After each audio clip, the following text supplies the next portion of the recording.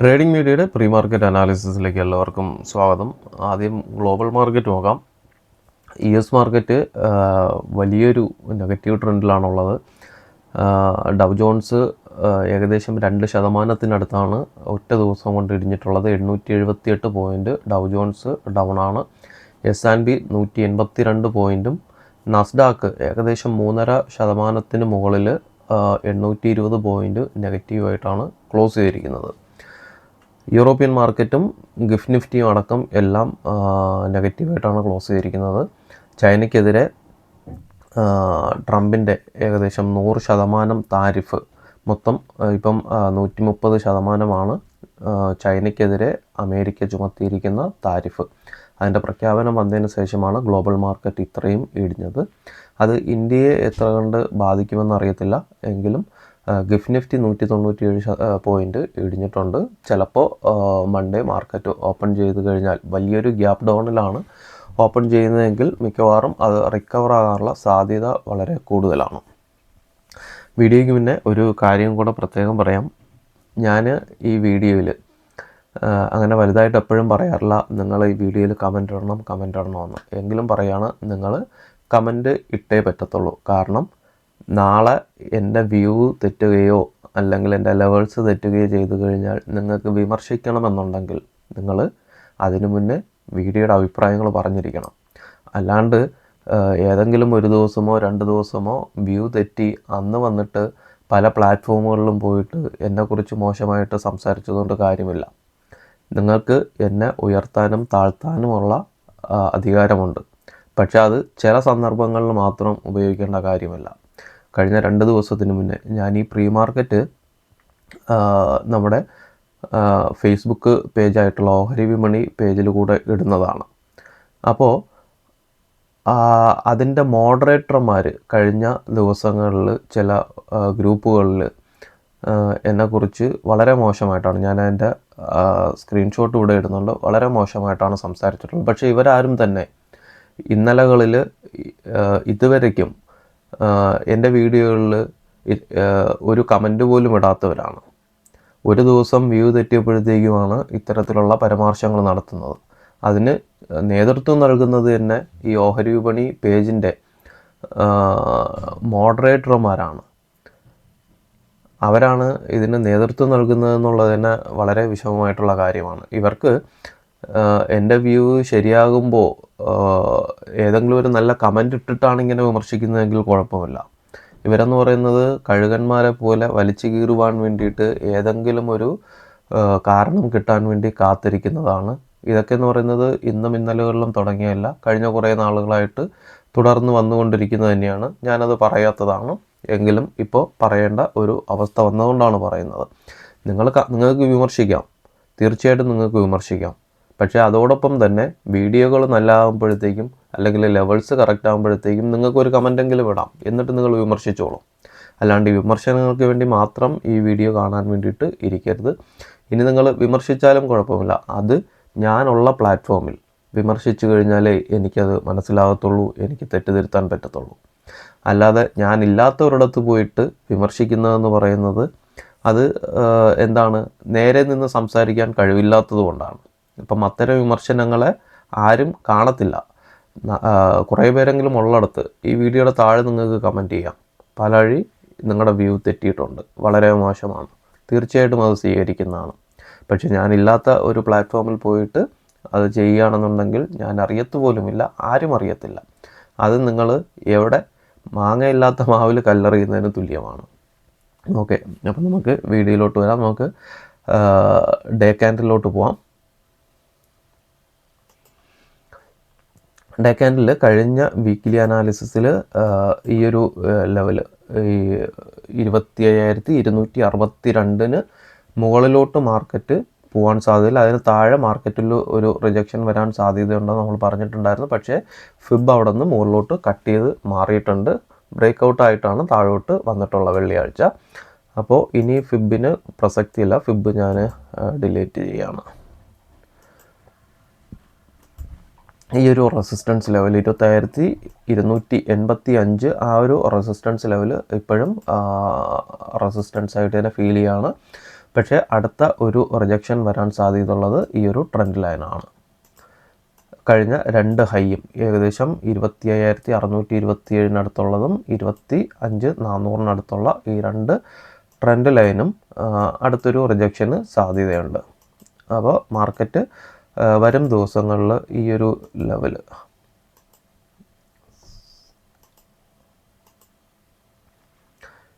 Level breakout കിട്ടി മുകളിലോട്ടൊരു higher high lower time ഫ്രെയിമിലും ഹയർ ടൈം ഫ്രെയിമിലും ഫോം ചെയ്യണം. 25,500 മുകളിൽ പുതിയൊരു ഹൈ ക്രിയേറ്റ് ചെയ്ത് കഴിഞ്ഞാൽ മാർക്കറ്റ് ഒരു അപ് ട്രെൻഡിലോട്ട് പോകാൻ സാധ്യതയുള്ളൂ.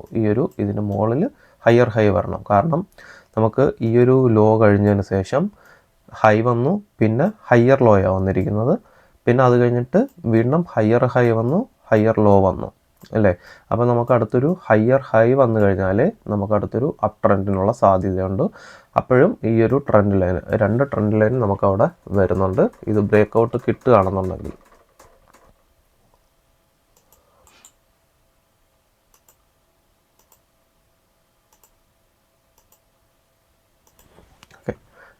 ഈ ഒരു ട്രെൻഡ് ലൈന് ബ്രേക്കൗട്ട് കിട്ടിക്കഴിഞ്ഞാലും അടുത്ത് ഈ ഒരു ട്രെൻഡ് ലൈനുണ്ട്. കാരണം ഈ ഒരു ട്രെൻഡ് ലൈൻ നമുക്ക് റെസ്പെക്റ്റ് ചെയ്യുന്നതാണ്.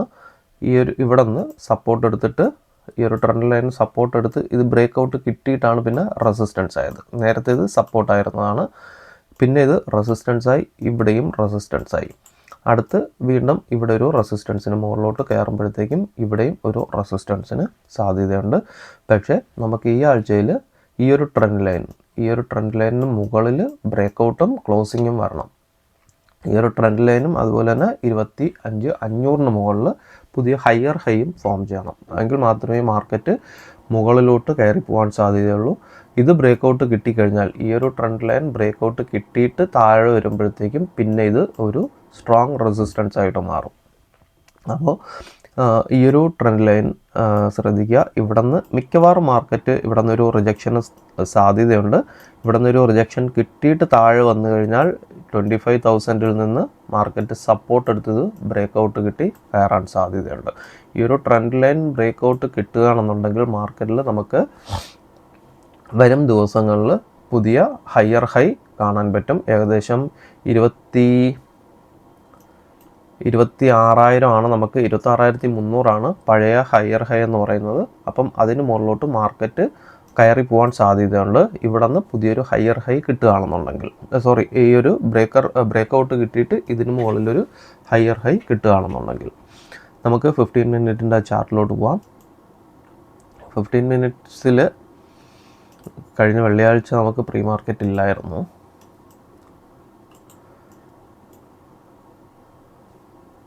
താഴോട്ട് എന്തായാലും ഒരു ഗ്യാപ്പ് ഡൗണിനുള്ള സാധ്യത, വലിയൊരു ഗ്യാപ്പ് ഡൗണിനുള്ള സാധ്യത ഉണ്ട്. ഇപ്പോഴത്തെ വേൾഡ് മാർക്കറ്റിൻ്റെ ഒരു ട്രെൻഡ് വെച്ചിട്ട് വലിയൊരു ബ്രേക്ക് ഡൗണിനുള്ള സാധ്യതയുണ്ട്, ഗ്യാപ്പ് ഡൗണിനുള്ള സാധ്യതയുണ്ട്.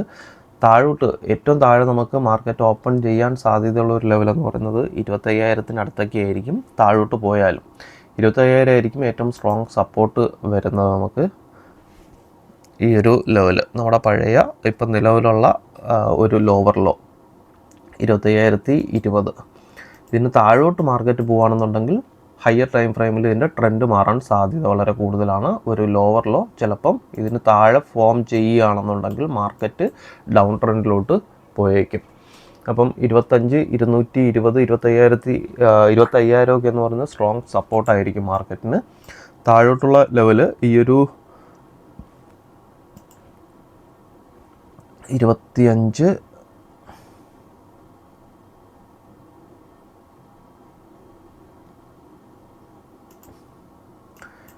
ഈ ഒരു സപ്പോർട്ട് നേരത്തെ ഉണ്ടായിരുന്ന ഈ ഒരു റെസിസ്റ്റൻസ് താഴെ സപ്പോർട്ടായിട്ട് ആക്ട് ചെയ്യാൻ സാധ്യതയുണ്ട്. ഇത് ബ്രേക്കൗട്ട് കിട്ടുകയാണെന്നുണ്ടെങ്കിൽ 15 മിനിറ്റിൽ താഴോട്ട് ബ്രേക്കൗട്ട് കിട്ടുകയാണെന്നുണ്ടെങ്കിൽ 25,218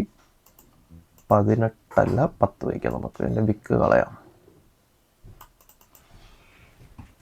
25,210 താഴോട്ട് ബ്രേക്കൗട്ട് കിട്ടിയാൽ പിന്നെ വരുന്നതെന്ന് പറയുന്നത് 25,100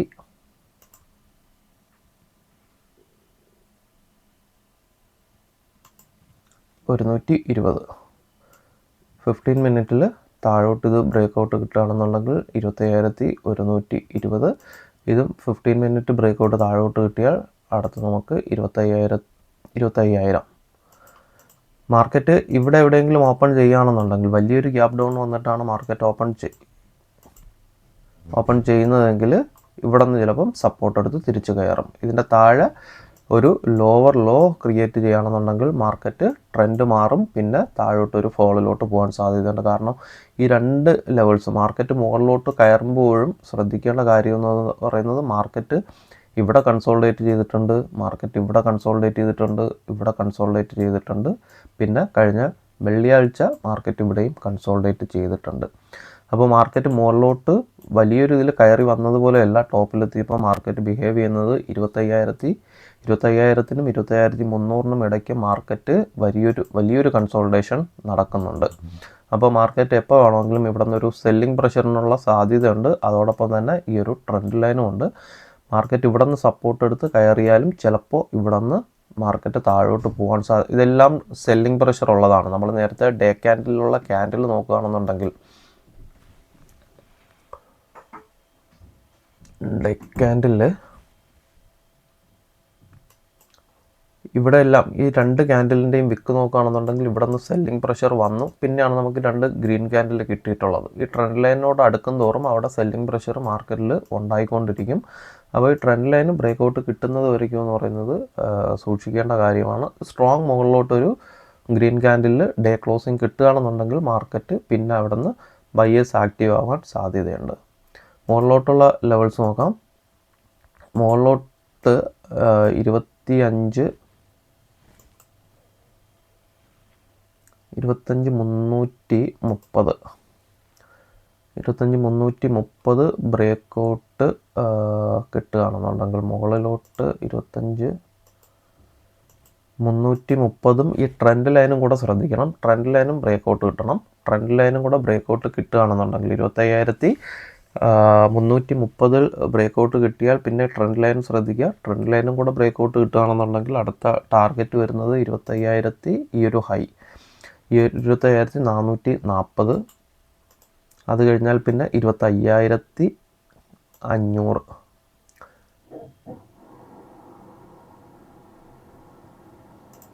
25,550, 440 ബ്രേക്കൗട്ട് കിട്ടിക്കഴിഞ്ഞാൽ നല്ലൊരു ഷോർട്ട് കവറിങ് റാലി മുകളിലോട്ട് നടക്കും.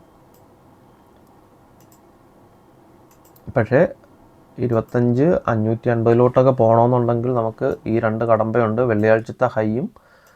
വെള്ളിയാഴ്ചത്തെ ഈ ഒരു ഹൈയും പിന്നെ ഈ ഒരു ട്രെൻഡ് ലൈനും.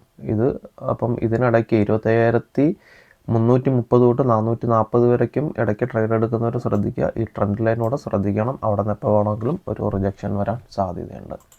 നമുക്ക് ഡേറ്റയിലോട്ട് പോകാം. ഡേറ്റ സമ്മറി നോക്കുകയാണെന്നുണ്ടെങ്കിൽ വെള്ളിയാഴ്ച സ്റ്റോക്കിൽ FISും DISും ബൈ ചെയ്തിട്ടുണ്ട്. FIS 459 കോടിക്കും DIS 1,708 കോടിക്കും ബൈയിങ് ആണ്. ഓപ്ഷൻസ് നോക്കുകയാണെന്നുണ്ടെങ്കിൽ എനിക്കൊന്ന് കഴിഞ്ഞ 3 ദിവസമായിട്ട് FISും DISും സ്റ്റോക്ക് ബൈയിങ് തന്നെയാണ് വരുന്നത്. ഓപ്പൺ ഇൻട്രസ്റ്റ് നോക്കുകയാണെന്നുണ്ടെങ്കിൽ FIS 2.8 lakh quantity puttu option by ചെയ്തിട്ടുണ്ട്. അതുപോലെ തന്നെ കോൾ ഓപ്ഷൻ ചെറിയൊരു ക്വാണ്ടിറ്റി ഉള്ളൂ, 12,449 ക്വാണ്ടിറ്റി. കോൾ ഓപ്ഷനും ബൈയിങ് ആണ്. പുട്ട് ഓപ്ഷനാണ് 2.8 lakh വരുന്നത്. പ്രോ നോക്കുകയാണെന്നുണ്ടെങ്കിൽ 1.22 lakh quantity call option by ചെയ്തിട്ടുണ്ട്. പുട്ട് ഓപ്ഷൻ 14,000 ക്വാണ്ടിറ്റി അടുപ്പിച്ച് പുട്ട് ഓപ്ഷനാണ്. Client selling puttu option selling quantity. Okay, market വലിയൊരു ഗ്യാപ്പ് ഡൗണിൽ പോവുകയാണെന്നുണ്ടെങ്കിൽ മാർക്കറ്റ് റിക്കവർ ചെയ്യാൻ സാധ്യതയുണ്ട്. വലിയൊരു ഗ്യാപ്പ് ഡൗണിൽ പോവുകയാണെന്നുണ്ടെങ്കിൽ നമുക്ക് ഇൻട്രാഡേ ചാർട്ടിലോട്ട് പോകാം. മാർക്കറ്റ് ഈ ഏതെങ്കിലും ഒരു ഏരിയയിൽ മാർക്കറ്റ് ഓപ്പൺ ചെയ്യുകയാണെന്നുണ്ടെങ്കിൽ ഈ ഏരിയയിൽ എവിടെയെങ്കിലും മാർക്കറ്റ് ഓപ്പൺ ചെയ്യുകയാണെന്നുണ്ടെങ്കിൽ മാർക്കറ്റ് ഇവിടെ നിന്ന് മുകളിലോട്ട് സപ്പോർട്ട് എടുത്ത് കയറാനുള്ള സാധ്യതയുണ്ട്. ഫ്ലാറ്റ് ഓപ്പണിംഗ് ആണ് വരുന്നതെങ്കിൽ എന്തായാലും ഇപ്പോഴത്തെ ഒരു ട്രെൻഡ് അനുസരിച്ച് മാർക്കറ്റ് ഗ്യാപ്പ് ഡൗണിനുള്ള സാധ്യതയുണ്ട്. ഒരു ഫ്ലാറ്റ് ഓപ്പണിംഗ് ആണ് വരുന്നതെങ്കിൽ മാർക്കറ്റ് താഴോട്ട് പോകാനുള്ള സാധ്യത വളരെ കൂടുതലാണ്. എന്ന് പറഞ്ഞിട്ട് പാലാഴി പറഞ്ഞ് മാർക്കറ്റ് ഓപ്പൺ ചെയ്ത് കഴിഞ്ഞാൽ താഴോട്ട് പോകുമെന്ന് അപ്പം തന്നെ പുട്ട് ഓപ്ഷൻ എടുത്ത് വെച്ചിട്ട് ഇരിക്കരുത്. ഇവിടെ എത്തുന്നവരേക്കും മാർക്കറ്റിൽ കൃത്യമായിട്ട് ഇൻട്രാഡേ ലെവൽസ് നോക്കുക, ലൈവ് മാർക്കറ്റിൽ തരുന്ന ലെവൽസും നോക്കുക. അത് നോക്കിയിട്ട് ബ്രേക്കൗട്ടുകൾ കൃത്യമായിട്ട് 15 മിനിറ്റിൻ്റെ ക്യാൻഡിൽ ബ്രേക്കൗട്ടുകൾ കിട്ടുകയാണെങ്കിൽ മാത്രമേ എൻട്രി എടുക്കാവൂ. അല്ലാതെ രാവിലെ എടുത്ത് വെച്ച് വൈകുന്നേരം വരെ ഇരിക്കരുത്. 25,238, 25,250 ഫ്ലാറ്റ് ഓപ്പണിംഗ് ആണെന്നുണ്ടെങ്കിലുള്ള ഫസ്റ്റ് സപ്പോർട്ട് എന്ന് പറയുന്നത്. 25,238, 25,259. ഏറ്റവും താഴെയാണ് മാർക്കറ്റ് ഓപ്പണിംഗ് വരുന്നതെങ്കിൽ 25,000, 25,022 സപ്പോർട്ടായിരിക്കും. റെസിസ്റ്റൻസ് വന്നിട്ട് 25,078, 25,093 ഫസ്റ്റ് റെസിസ്റ്റൻസ്. ഇത് ബ്രേക്കൗട്ട് കിട്ടിയാൽ മാത്രം മുകളിൽ 25,174, 25,189. പിന്നെ വരുന്നത് നമ്മൾ ആദ്യം പറഞ്ഞ ഫസ്റ്റ് സപ്പോർട്ട്, ഇത് റെസിസ്റ്റൻസ് ആയിരിക്കും. CPRും കൂടെ വരുന്നതാണ്. നാരോ CPR ആണ്, 30 പോയിൻറ്റിനുള്ളിൽ വരുന്ന നാരോ CPR ആണ്. 25,238 തൊട്ട് 25,259 വരെയാണ് നെക്സ്റ്റ് ടാർഗറ്റ് എന്ന് പറയുന്നത്. മുകളിലോട്ട് വരുന്ന ടാർഗറ്റ് 25,341, 25,359. ഇതായിരിക്കും മുകളിലത്തെ ടാർഗറ്റ് എന്ന് പറയുന്നത്. മാർക്കറ്റ് റിക്കവറായി വരികയാണെങ്കിൽ മാത്രം എങ്കിലും കൃത്യമായിട്ട് ലെവൽസ് നോക്കി ട്രേഡ് ചെയ്യാൻ വേണ്ടിയിട്ട് ശ്രമിക്കുക. അപ്പോൾ ഇത്രയൊക്കെ ഉള്ളൂ. ബാക്കി അപ്ഡേഷൻസ് ലൈവ് മാർക്കറ്റിൽ നമ്മുടെ വാട്സപ്പ് ഗ്രൂപ്പിലുണ്ടാവും. അപ്പോൾ എല്ലാവർക്കും നല്ലൊരു ട്രേഡിംഗ് ദിനം ആശംസിക്കുന്നു. Thank you.